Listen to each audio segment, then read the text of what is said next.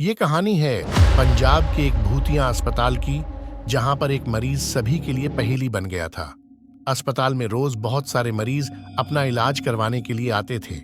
अस्पताल ज्यादा बड़ा नहीं था, फिर भी यहाँ के डॉक्टर और नर्स बहुत अच्छे और बहुत मेहनती थे। कई मरीजों को गंभीर बीमारी होने पर यहाँ भर्ती भी करवाया जाता था और रात दिन उनका इलाज भी चलता था। लेकिन उस अस्पताल में एक ऐसा भी मरीज था जिसके कारण ये अस्पताल बाकी अस्पतालों से अलग था। इस अस्पताल में एक मरीज लगभग 15 साल से कोमा में था। डॉक्टर और नर्स उसका अच्छे से ख्याल भी रखते थे और उसका इलाज भी करते थे। दिलचस्प बात यह थी कि उस मरीज के बारे में किसी को कोई जानकारी नहीं थी।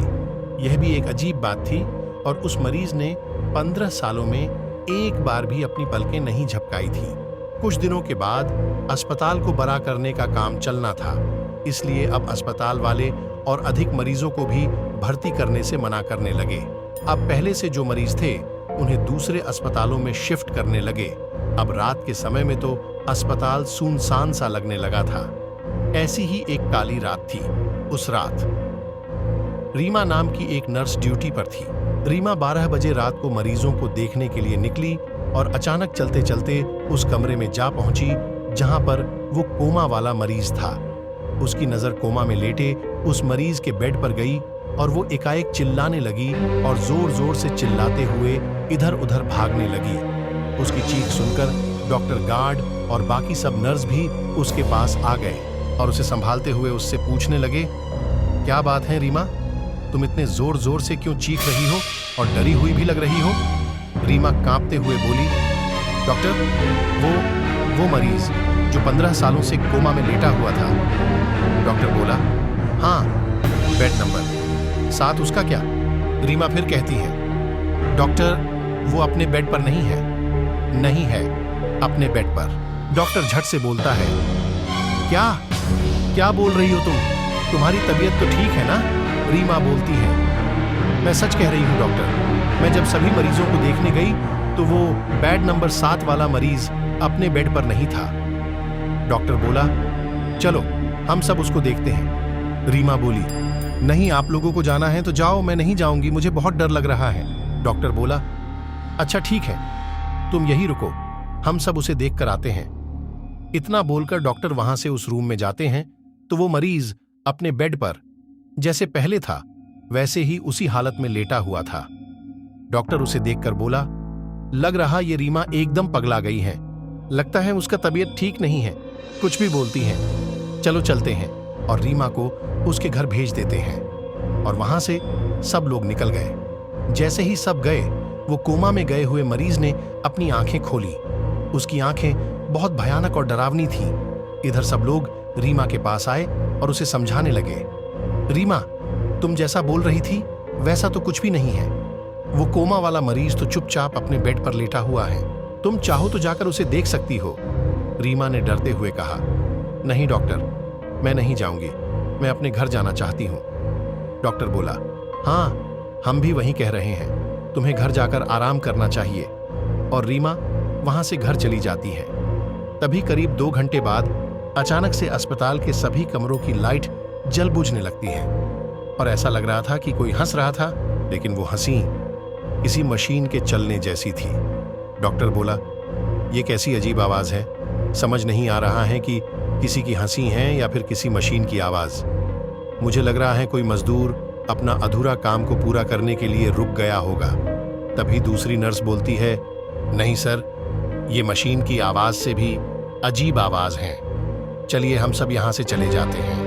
डॉक्टर बोला, अरे तुम भी रीमा की तरह डरने लगी? ऐसा कुछ नहीं है, कोई मजदूर ही होगा, चलो सब चल के देखते हैं। और वहां से सब वहां जाते हैं जहां मजदूर काम कर रहे होते हैं, लेकिन वहां कोई भी मजदूर नहीं होता है। फिर सारे मरीजों के पास जाते हैं और देखते हैं कि सभी मरीज आराम से लेटे हुए हैं। फिर उस बेड नंबर 7 के कोमा वाले मरीज के पास जाते हैं। जैसे ही ये लोग उसके पास गए, वहां का नजारा देखकर सबकी हालत खराब होने लगी।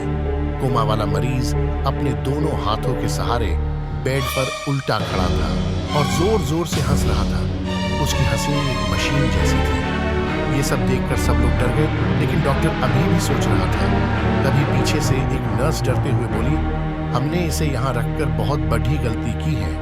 ये कोमा में जाकर कब का मर चुका है और अब भूत बन गया है। ये हमें नहीं छोड़ेगा, भागो यहाँ से सब। और उसके साथ साथ गार्ड भी डर कर बोलने लगा, हाँ सर, ये ठीक बोल रही हैं, हमें यहाँ से चलना चाहिए। डॉक्टर ने उन दोनों को डांटते हुए बोला, तुम लोग चुप हो जाओ। ऐसा नजारा इतिहास में हमें पहली बार देखने को मिला है। कोमा में गए हुए मरीज को इतने सालों के बाद होश आना, और वो भी इतने एनर्जी के साथ, कितनी अजीब बात है ना। ऐसा कहकर डॉक्टर उसके नजदीक जाने लगता है और उससे कहता है, क्या तुम मुझे देख सकते हो? क्या तुम बात कर सकते हो? मैं तुम्हारा डॉक्टर हूं, बात करो मुझसे। ऐसा कहकर डॉक्टर उसकी ओर नजदीक जाने लगा। तभी अचानक उस मरीज ने अपनी आंखें डॉक्टर की तरफ घुमाई और डॉक्टर के ऊपर छलांग लगाकर किसी जंगली जानवर की तरह उसके टुकड़े टुकड़े कर दिया। नर्स और गार्ड का ये सब नजारा देखकर पूरी तरह हालत खराब हो गया और चिल्लाते हुए वहां से भागने लगे, भागो भागो सब, यहां से भागो। ये सब सुनकर जितने भी लोग थे सब इधर उधर भागने लगे। सभी लोग अपनी जान बचाने के लिए इधर उधर भागने लगे, बाहर निकलने की कोशिश कर रहे थे। लेकिन अफसोस, अस्पताल के सभी दरवाजे और खिड़की बाहर से बंद थे और किसी का फोन भी काम नहीं कर रहा था। वो भूतिया मरीज अस्पताल में किसी जानवर की तरह घूम रहा था और बाकी सब इधर उधर छुपकर अपनी जान बचाने की कोशिश कर रहे थे। लेकिन सुबह होते होते उस मरीज ने वहां छिपे हुए एक एक को खोज निकाला और बेरहमी से मार दिया। फिर जब सुबह हुई तो वापस अपने कमरे में जाकर लेट गया और कोमा में चला गया। फिर पुलिस आई तो पुलिस को कातिल का एक भी सुराग नहीं मिला और वो भी हैरान हो गई कि ऐसा कैसे हो सकता है, इतने लोग मर गए और एक भी सुराग नहीं मिल रहा है। बाद में पुलिस ने उस केस को बंद कर दिया और अस्पताल को हमेशा हमेशा के लिए बंद कर दिया और वो कोमा वाला मरीज भी उसमें हमेशा हमेशा के लिए बंद हो गया। और आज वहां पर उस अस्पताल की जगह बहुत बड़ी फैक्ट्री बन गई। लेकिन कहते हैं कि अक्सर अमावस्या की रात उस पूरे फैक्ट्री में किसी की बहुत जोर जोर से चिल्लाने की आवाज आती है, इसलिए जब भी अमावस्या आती है तब कोई भी वहां नहीं रुकता है। धन्यवाद दोस्तों, आपको ये कहानी कैसी लगी जरूर बताना और चैनल को सब्सक्राइब कर देना।